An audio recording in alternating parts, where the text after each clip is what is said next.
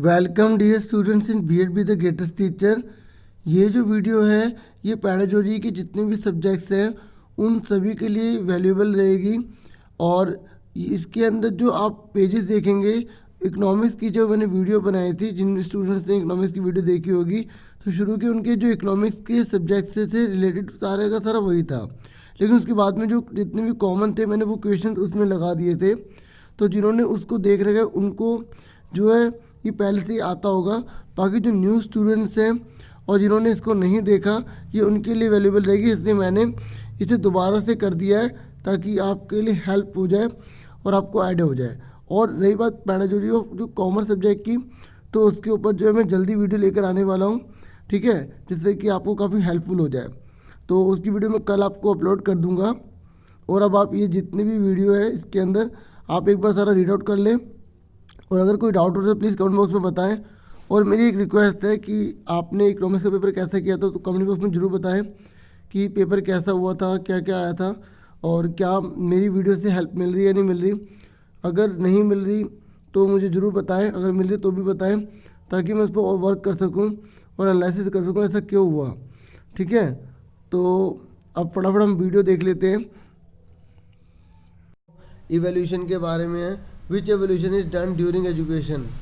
एक मिनट, ये कह रहा है which evolution is done during education. ये कह रहा है कि कौन कौन से एवोल्यूशन मतलब एजुकेशन के दौरान किया जाता है। देखो एजुकेशन जब आपको पढ़ाई की जा रही है, अगर तब आपकी जांच की जा रही है, इवेल्यूट किया जा रहा है, तो उसे फॉर्मेटिव कहेंगे, ठीक है। अगर आपका पूरा एंड में किया जाता तो समेटिव होता। तो इसका आंसर तो आप समझ ही गए होगे, फॉर्मेटिव है, ठीक है।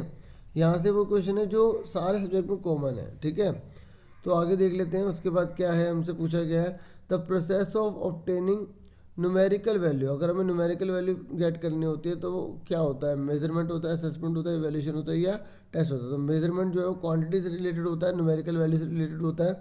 तो हमारा आंसर फर्स्ट वाला आएगा, ठीक है। मैंने आंसर लगा रखे हैं, ठीक है। नेक्स्ट है which of following is more reliable for marks. अगर हमें मार्क्स पे विश्वास करना है कि हमें मेरे मार्क्स बिल्कुल ठीक होंगे तो सबसे ज़्यादा कौन बढ़िया माना जाता है, ऐसे type test, multiple choice test, short question test या नन। तो देखो अगर मोस्ट रिलायबल की बात करें ना, मोस्ट रिलायबल तो मल्टीपल चॉइस क्वेश्चन है जो अब आप एग्जाम देने जा रहे हो, ठीक है। अगर आपने सही करा तो आपको सही नंबर मिलेंगे, गलत करा तो गलत, ठीक है ना। तो इसमें यह है कि बढ़ने घटने के चांस होते हैं। जैसे अब 15 नंबर 20 नंबर का क्वेश्चन आता है तो उसमें पता नहीं बच्चे को कितने मिलेंगे, पक्का थोड़ी है ना। जबकि इसमें यह है कि आपने सही करा तो आपको पूरे नंबर मिलेंगे, ठीक है। तो मोस्ट रिलायबल मतलब कौन सा हुआ, MCQs हुए। कौन से हुए, MCQs। आगे बढ़ जाते हैं। उसके बाद है आर्मी अल्फा टेस्ट। देखो आर्मी अल्फा टेस्ट को किस नाम से जाना जाता है, इंडिविजुअल टेस्ट। जब एक बच्चे का खुद अलग अलग टेस्ट लिया जाता है, जैसे आर्मी में लिया जाता है ना एक एक, कि अब अच्छे से अच्छा आर्मी के अंदर व्यक्ति जाए तो अब सबका टेस्ट इकट्ठा नहीं जाता, एक एक बंदे को पार्टिकुलर बुला के किया जाता है, तो वो आर्मी अल्फा टेस्ट होता है, ठीक है। उसके बाद है ये कह रहा है लिमिटेड टू क्वान्टिटेटिव एक्सप्रेशन।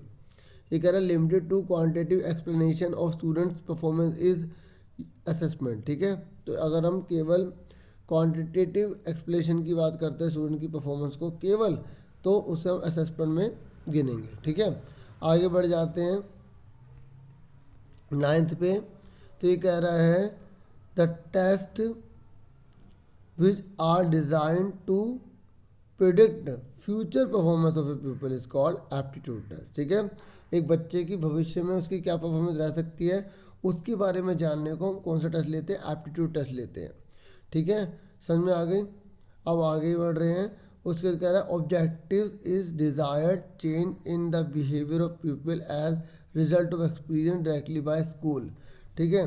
तो ये डेफिनेशन है, ये किसने दी है, कार्टर वी गुड ने दी है, ठीक है। Objective is desired change in behaviour of people as result of experience directed by school, ठीक है। तो आगे हम बढ़ जाते हैं। उसके बाद है objective type test are close ended. देखो जो ऑब्जेक्टिव टाइप टेस्ट होते हैं ना वो क्लोज एंडेड होते हैं। कौन से होते हैं, क्लोज एंडेड। क्लोज एंडेड मतलब जिसका फिक्स आंसर होता है। ये मैं बहुत बार बता चुका हूँ, जैसे MCQs हो गए, मैचिंग हो गई, है ना, फिलिप्स हो गए, राइटरिंग हो गए, ट्रू फॉल्स हो गए। तो ये सारे के सारे ऑब्जेक्टिव टाइप टेस्ट में आते हैं। जबकि ऐसे टाइप टेस्ट में लॉन्ग क्वेश्चन आते हैं जिसका आंसर वेरी कर सकता है, अलग अलग आंसर हो सकते हैं आपके। उसके बाद कह रहा है which of the following is note the characteristics of computer. आपको बताना है कि इनमें से कौन सी जो है कंप्यूटर की विशेषता नहीं है। देखो कंप्यूटर में एक्यूरेसी बिल्कुल सही एक्यूरेसी होती है।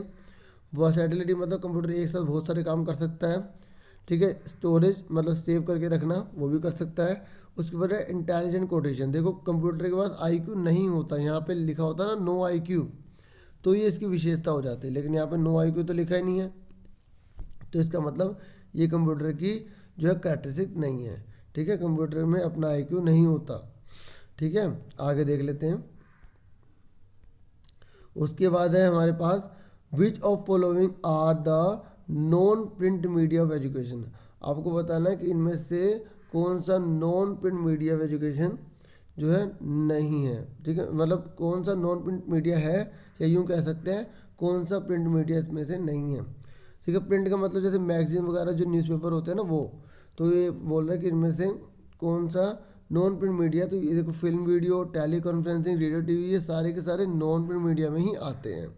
ठीक है, आगे बढ़ जाते हैं। उसके बाद कह रहा है which of following are print medium. तो प्रिंट मीडियम में मैगजीन आता है, न्यूज़पेपर आते हैं, न्यूज़ लेटर्स आते हैं, तो सारे के सारे आंसर आ जाएंगे।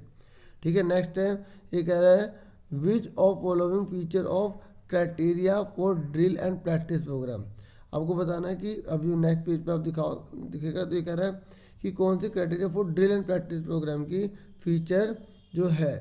तो अब फटाफट देख लेते हैं। ठीक है, एक मिनट बच्चों, ये इसी के नीचे था।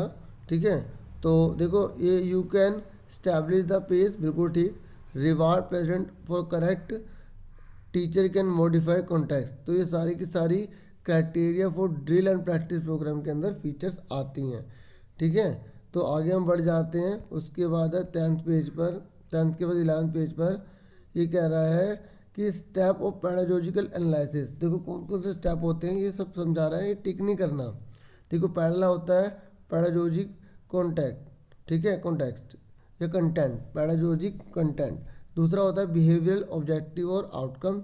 तीसरा होता है एक्टिविटीज़ एंड एक्सपेरिमेंट, और चौथा होता है इवैल्यूएशन। ठीक है, 4 जो है पैरालॉजिकल एनालिसिस के अंदर स्टेप होते हैं। उसके बाद आगे है इन 1966 Simpson divided the objective of psychomotor domain in the 5 level. याद रखना है कि जो सिम्पसन है ना उसने डिवाइड कर देते हैं साइकोमोटर के ऑब्जेक्टिव को 5 लेवल में। तो पहला कौन सा था, परसेप्शन, दूसरा सेट, तीसरा गाइड रिस्पॉन्स, चौथा मैकेनिज्म, और पांचवा कॉम्प्लेक्स ओवर्ट रिस्पॉन्स। ठीक है, अब आ जाइए आगे। ये कह रहा है लेसन प्लानिंग, इसके बेनिफिट क्या हैं। देखो मीटिंग डिफाइन एम्स। देखो अगर आप लेसन प्लान करके अंदर टीचर हो आप और पढ़ाने जाते हो तो आपको ज़्यादा बेनिफिट होगा। आप कैसे कैसे पढ़ाओगे आपको अच्छे से पता होगा, तो आप अच्छे से अपनी परफॉर्मेंस दिखा पाओगे। ठीक है, आप अपने गोल को भी गेट कर पाओगे, टाइम भी बचा पाओगे, एफिशिएंसी भी आपके अंदर होगी और एफिशिएंसी से आप काम भी कर पाओगे। ठीक है, नेक्स्ट है when we prepare lesson plan then instructional aid include. ये कह रहा है जब हम लेसन प्लान करते हैं तो उसमें इंस्ट्रक्शनल एड कौन कौन सी चाहिए होती है हमें। ठीक है, मतलब जब हम प्लान बना लिया उसके बाद हमें इंस्ट्रक्शनल एड चाहिए होगी ना, तो क्या चाहिए होगा, ब्लैक बोर्ड, चौक, चार्ट, डस्टर। ठीक है, तभी तो ये सब लेके हम तैयार होना चाहिए ना हमारे पास, और वहाँ पहुँच गए और हमारे पास कुछ हो ही ना। ठीक है, बाकी बोर्ड तो आपको मिल ही जाएगा। आगे देख लेते हैं। उसके बाद है प्रोफेसर हर्बर्ट। ठीक है, देखो ये professor Herbert has advocated a theory based on 5 principle for preparing a lesson plan in teaching social studies. ठीक है, ये देखो सोशल स्टडी लिखा है, हर्बर्ट ने जो है ना वो 5 प्रिंसिपल दिए हैं, लेकिन ये हर सब्जेक्ट पर जो है अप्लाई होते हैं। ठीक है, तो इसलिए मैंने इसमें लिखा है। पहला क्या है, प्रिपरेशन और इंट्रोडक्शन। इसके अंदर दूसरा आता है स्टेटमेंट ऑफ एम्स। ठीक है, दूसरा है प्रेजेंटेशन। ये मैं आप समझ गए ना मैं क्या बता रहा हूँ, और लेसन प्लान के जो है 5 प्रिंसिपल बता रहा हूँ। तीसरा है कंपैरिजन एंड एसोसिएशन। चौथा है जनरलाइजेशन, और पांचवा है एप्लीकेशन एंड रिकैपिचुलेशन। ठीक है, मतलब इसको संक्षिप्त में कर देना। ठीक है, रिकैपिचुलेशन मतलब होता है संक्षिप्त में कर देना। आगे बढ़ जाते हैं।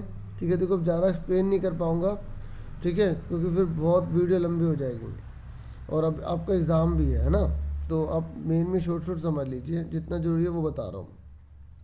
उसके बाद है step of organisation of discussion. देखो स्टेप ऑफ डिस्कशन बोल दे या ऑर्गेनाइजेशन ऑफ डिस्कशन बोल दे, बात एक है, विचार विमर्श।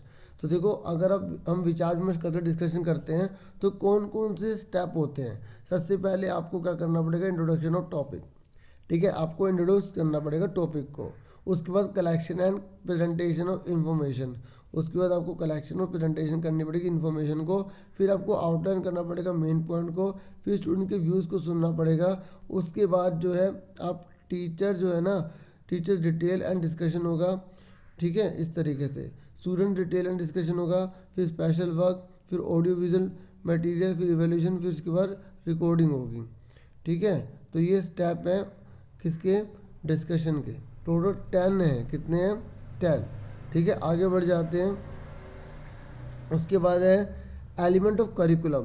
देखो जो करिकुलम होता है ना, उसके कौन कौन से एलिमेंट होते हैं। पहला होता है पर्पस, दूसरा होता है कंटेंट और सब्जेक्ट मैटर, तीसरा होता है मेथड और लर्निंग एक्सपीरियंस, और चौथा होता है इवैल्यूएशन। ये अच्छे से लर्न कर लेना, आपको अच्छे से पता होना चाहिए, ठीक है। तो पहला कौन सा है, पर्पस, दूसरा है कंटेंट और सब्जेक्ट मैटर, तीसरा है मेथड एंड लर्निंग एक्सपीरियंस, चौथा इवैल्यूएशन, ठीक है। इसे ऐसे भी कर सकते हो PCME, ठीक है, PCME, ठीक है, या PCME मतलब PC से कंप्यूटर, पर्सनल कंप्यूटर, मी मतलब मुझे पर्सनल कंप्यूटर चाहिए, ठीक है। ऐसे याद कर सकते हो आप। आगे बढ़ जाते हैं। देखो एक बात सुनो, बच्चों को ये एग्ज़ाम में ज़्यादा बार आया भी हुआ है, मतलब दूसरे यूनिवर्सिटीज़ में, कि सिलेबस और करिकुलम में क्या डिफरेंट होता है, ठीक है। तो मतलब थ्योरी में तो आया हुआ है, बाकी MCQ में आपके आ सकता है। देखो जो सिलेबस छोटा है, करिकुलम बहुत बड़ा होता है, ठीक है। और एक बात सुन लो कि ये ग्रीक वर्ड से लिया गया है सिलेबस जो है, जबकि ये लैटिन वर्ड से लिया गया है। इसका मतलब होता है अ कॉन्सेप्ट स्टेटमेंट, जबकि इसका मतलब होता है रेस कोर्स, ठीक है, टेबल ऑफ द नीड। इस बात को ध्यान में रखना, ठीक है। और सिलेबस जो है वो करिकुलम का एक पार्ट होता है, ठीक है। आगे हम बढ़ेंगे तो मैंने आगे भी इसके बारे में लिख रखा है, मैं और बता दूंगा। बाकी मैंने पहले भी वीडियो बना रखी है, उसके बारे में अच्छे से बता रखा है। उसके बाद है मॉडल ऑफ करिकुलम डेवलपमेंट, ठीक है। देखो कौन कौन से मॉडल होते हैं करिकुलम डेवलपमेंट के। एक होता है ऑब्जेक्टिव मॉडल, ठीक है। इसमें हम क्या करते हैं, सिलेक्टिंग ऑफ या सिलेक्शन ऑफ लर्निंग एक्सपीरियंस, हालांकि और में भी आता है, ठीक है। दूसरा है टेलर मॉडल, जिसमें लीनियर मॉडल इन्होंने दिया था, ठीक है। ऐसे ये कैरे मॉडल है, ठीक है, इन्होंने 4 डोमेन बताए थे, ठीक है। उसके बाद है द प्रोसेस मॉडल, जिसमें कंटेंट के बारे में बात होती है, ठीक है। और जो व्हीलर मॉडल है ना, वो साइक्लिक है, मतलब पूरा साइक्लिक बनाया हुआ है, अगर आपने बुक में पढ़ा हो तो, ठीक है। एक तरह से आपकी रिवीजन करवा रहा हूँ, ठीक है। आगे बढ़ जाते हैं 15 में। ये कह रहा है टाइप ऑफ करिकुलम डिज़ाइन। कौन कौन से करिकुलम के डिज़ाइन के टाइप होते हैं। पहला होता है सब्जेक्ट सेंटर्ड, ठीक है। हो सकता है जो करिकुलम को जो हम डिज़ाइन कर रहे हैं ना, मतलब जो करिकुलम बना रहे हैं वो सब्जेक्ट को ध्यान में रख के बना रहे हो सकता है हम लर्नर सेंटर या स्टूडेंट सेंटर के बेस पर बना रहे हो, या हो सकता है हम ह्यूमनिस्टिक्स करिकुलम के बेस पे बना रहे हो, या प्रॉब्लम सेंटर के बेस पे बना रहे हो। तो ये बहुत सारे टाइप होते हैं, मैंने कुछ ही लिखे हैं, ठीक है। तो उसके बाद है प्रिंसिपल ऑफ करिकुलम कंस्ट्रक्शन, ठीक है। देखो ये प्रिंसिपल ऑफ करिकुलम जो कंस्ट्रक्शन है, ठीक है, तो ये तो अभी हम पढ़ लेंगे। ये एरिक्सन जो है ना, इन्होंने आइडेंटिफाई जो वर्सेस रोल कन्फ्यूज़न दिया था। तो अगर ये पूछ ले कि आइडेंटिटी वर्सेस रोल कन्फ्यूज़न है किसने दिया, तो आप इनका नाम लिख देना, ठीक है। आगे बढ़ जाते हैं। तो देखो ये है प्रिंसिपल ऑफ, जो अभी करिकुलम की हमने बात करी थी, ठीक है। कौन कौन से हैं, पहला है principle of coalition, principle of practical work और प्रिंसिपल ऑफ डिफ़िकल्टी, ठीक है। तो इस तरीके से ये आप याद रखना। उसके बाद है चार्ट्स। देखो चार्ट्स कौन कौन से होते हैं, ठीक है। और आप चिंता मत करो, मैं एक इसकी ना शॉर्ट वीडियो बना दूंगा अभी थोड़ी देर बाद ही, तो आप वो भी देख लेना, ठीक है। जिसमें मतलब सिर्फ पेजेस होंगे, मोड़ मोड़ के पेज दिखा दूंगा, ठीक है, अगर आप सिर्फ देखना चाहते हैं तो चार्ट देखो, एक होता है ट्री चार्ट, एक होता है इशू चार्ट, एक होता है फ्लो चार्ट, एक सर्कल चार्ट, एक पिक्टोरियल चार्ट, ठीक है। क्योंकि अगर आपसे पूछ लेगा कि इनमें से कौन सा चार्ट नहीं होता, तो आप बता दोगे नहीं, अगर आपको चार्ट ही अच्छे से पता होंगे तो, ठीक है। इस तरीके से आगे बढ़ जाते हैं। उसके बाद है 17 पेज नंबर। तो 17 पेज में बोला है WWW की फुल फॉर्म क्या, world wide web. M commerce की मोबाइल कॉमर्स। माइक्रो टीचिंग के बारे में आपको अच्छे से आना चाहिए, क्योंकि एक क्वेश्चन हमेशा आता है। DLN ने दिया था 1963 में दिया था, ठीक है। तो और ये स्टैनफोर्ड जो यूनिवर्सिटी है उसके अंदर इन्होंने प्रोवाइड किया था। और ये जो DLN है ना, इन्होंने डिफाइन किया माइक्रो टीचिंग को as a very brief teaching manner. ठीक है, मतलब जैसे जो पीपल टीचर होता है ना, उससे पूरी करवा के देख ली जाती है कि वो कैसे पढ़ा रहा है वगैरह, कैसे कर रहा है, तो उसको कैसे करना पड़ता है। देखो सबसे पहले उसको टीचिंग जो है वो 6 मिनट करेगा, फिर फीडबैक उसे 6 मिनट लगेंगे, फिर अगर मतलब सही नहीं आया तो फीडबैक ख़राब हुआ तो फिर रीप्लानिंग करेगा तो 12 मिनट लेगा, फिर री टीचिंग करेगा फिर 6 मिनट लेगा, फिर री फीडबैक होगा तो 6 मिनट। तो इस तरीके से 36 मिनट की माइक्रो टीचिंग होती है। आप ये अच्छे से याद कर लेना क्योंकि इस पर एक क्वेश्चन आना ही आना है। ठीक है, आगे बढ़ जाते हैं। तो ये हमारा 18 क्वेश्चन 17 पेज हो गया। अब हम 18 पर आ गए हैं। ठीक है, तो ये 19 ये 18 है। ठीक है, तो ग्रेडिंग सिस्टम है। तो ग्रेडिंग सिस्टम जो है क्वालिटेटिव असेसमेंट होता है। एक बात याद रखना, CBSE ने ग्रेडिंग सिस्टम को जो है वो अपने जो सब्जेक्ट जो करिकुलम है उसमें अप्लाई करा था। ठीक है, और क्यूमुलेटिव और ग्रेड और पॉइंट एवरेज, इस तरीके से इसकी फुल फॉर्म है। ये क्या है इसकी फुल फॉर्म? CGPA की क्यूमुलेटिव ग्रेड पॉइंट एवरेज। ठीक है, आगे देख लेते हैं जो CGPA है ना, इसको निकालने का फॉर्मूला क्या है। देखो जितने भी बच्चे के नंबर आए, जैसे किसी में 9 पॉइंट आए, किसी में 8 आए, किसी में 7 आए, किसी में 10 आए, इन सबको आप जोड़ दो। ठीक है, उसके बाद 5 सब्जेक्ट की हमने लिया है। ठीक है, तो 1 2 3 4 5, तो 5 से डिवाइड कर दो। ठीक है, तो उसके बाद क्या करना है हमें, उसके बाद देखो CGPA निकालने जा रहे हैं हम, ये है ना, CGPA निकालने जा रहे हैं। तो अभी निकला नहीं है, अभी सिर्फ डिवाइड करा है। उसके बाद नहीं, ठीक है, डिवाइड करा तो CGPA आ गया। उसके बाद इसको परसेंटेज में बदलने के लिए हम क्या करेंगे, इसको 9.5 से मल्टीप्लाई कर देंगे। ठीक है, CGPA निकालेंगे। सिंपल तरीका क्या है, जो हमें पॉइंट दे रखे हैं ना, उन सबको हमें क्या करना है, ऐड करके 5 से डिवाइड कर देना। ठीक है, उसके बाद अगर हमें इसे परसेंटेज में बदलना है तो 9.5 से मल्टीप्लाई करेंगे। ठीक है, तो सॉरी फॉर द मिस्टेक। ठीक है, आगे देखिए। उसके बाद है टाइप ऑफ ग्रेडिंग सिस्टम कौन से होते हैं। देखो अब जो ग्रेडिंग हमने पढ़ा है ना, उसके बहुत सारे टाइप भी होते हैं। Percentage grading, letter grading, mastery grading, indirect grading. ठीक है, आगे बढ़ जाते हैं 19 पर।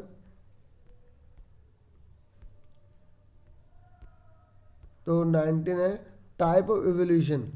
ठीक है, तो टाइप ऑफ इवोल्यूशन हमें बता रहा है। तो एक होता है फॉर्मेटिव इवोल्यूशन, दूसरा होता है समेटिव इवोल्यूशन। देखो जो फॉर्मेटिव होता है वो जजमेंट इन नेचर होता है, ये टर्मिनल नहीं होता है। ठीक है, नैरो होता है, मतलब संक्षिप्त होता है, छोटा होता है, और ये डायग्नोज करने में बहुत हेल्प करता है। ठीक है, helpful for diagnostic learning difficulty. जो लर्निंग डिफ़िकल्टी किसी बच्चे को आ रही है उसमें ये हेल्प करता है, क्योंकि इसमें सुधार करने का मौका मिलता है। जबकि समेटिव तो फाइनली हो गया। ठीक है, इस तरीके से ये कह रहे हैं, जैसे अभी आपका जो एग्ज़ाम है वो क्या है, समेटिव है। ये ब्रॉडर होता है स्कोप में, ये जजमेंटल भी होता है और टर्मिनल भी होता है। ठीक है, उसके बाद है element of constructive learning design. ये कह रहा है एलिमेंट जो कंस्ट्रक्टिव लर्निंग डिज़ाइन है उसके कौन कौन से एलिमेंट होते हैं। एक पहला होता है सिचुएशन, ग्रुपिंग, फिर ब्रिज, फिर क्वेश्चन, फिर एग्जिबिट, फिर रिफ्लेक्शन। ठीक है, वैसे टीचिंग एंड लर्निंग का पार्ट है। ठीक है, फिर भी मैंने इसमें लिख दिया है क्योंकि मुझे लगता है शायद इसमें भी आ सकता है। ठीक है, तो आगे बढ़ जाते हैं। और उसके बाद CC आपने पढ़ा था। ठीक है, तो देखो CC में जो C है ना पहला, वो किसको इंडिकेट करता है, फॉर्मेटिव और समेटिव को। ठीक है, assessment for learning, assessment for, ठीक है, असेसमेंट ऑफ लर्निंग। ठीक है, आपको पता होना चाहिए असेसमेंट फॉर लर्निंग और असेसमेंट ऑफ लर्निंग, ये मतलब प्रोसेस है एक तरह से, मतलब इसमें सुधार हो सकता है। ये फाइनल के लिए होता है। ठीक है, क्योंकि इसकी जगह ये लिखा आएगा, इसकी जगह ये लिखा आएगा, आपको पता होना चाहिए इसका मतलब क्या है। फोर मतलब प्रोसेस है, फॉर्मेटिव है, आपकी जो है रेमेडी पता लगाई जाएगी, डायग्नोस किया जाएगा, पता लगा के ठीक कर दिया जाएगा, दोबारा से आप उसको अच्छे से फाइनल टर्म में अच्छे से कर सकते हो। लेकिन यहाँ पे ऐसे ऑफ है, अभी आपका फाइनल पेपर हो गया तो हो गया। ठीक है, उसके बाद आ जाइए कॉम्प्रिहेंसिव का क्या मतलब है। देखो इसमें दो चीज़ आती है, एक आता है स्कॉलस्टिक, दूसरा आता है को स्कॉलस्टिक। ठीक है, स्कॉलस्टिक मतलब जो आपके सब्जेक्ट से रिलेटेड पढ़ाई करवाई जा रही है, जो भी आपके सब्जेक्ट हैं। ठीक है, लर्निंग, टीचिंग एंड लर्निंग है। ठीक है, ऐसे चाइल्ड एंड ग्रोइंग अप है, तो इस तरीके से सब्जेक्ट नो स्कॉलस्टिक कहलाएंगे।